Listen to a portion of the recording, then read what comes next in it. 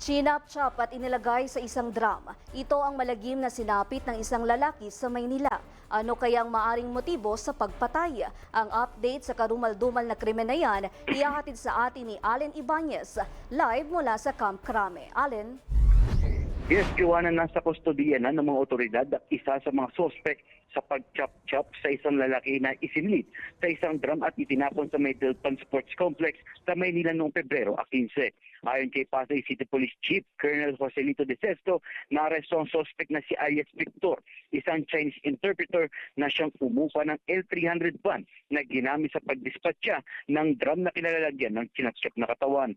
Ayon sa investigasyon, mula sa isang condominium sa Pasig City galing ang drum, kung saan nakita sa loob ng isang condo unit ang mga bakas ng dugo na pinaniniwalang crime scene. Nakita rin sa CCTV kung paano nagpatulong sa isang security guard ng condo ang naturang Chinese national para maitulak at maisakay sa elevator ang drum mula sa ika-15 palapag ng gusali. Isa sa mga anggulong tinitignan ng pulisya ang umano'y pagkakautang bilang posibleng motibo sa krimen. Tumanggi naman na magbigay ng pahayag ang naresto suspect at patuloy pang hinahanap ang principal suspect na nakuna sa CCTV. Sa ngayon, hindi pa rin tukoy ang pagkakakilanlan ng Chinese-looking na biktima.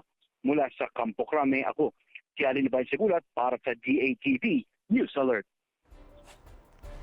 Maraming salamat sa iyo, Allen Ibanez.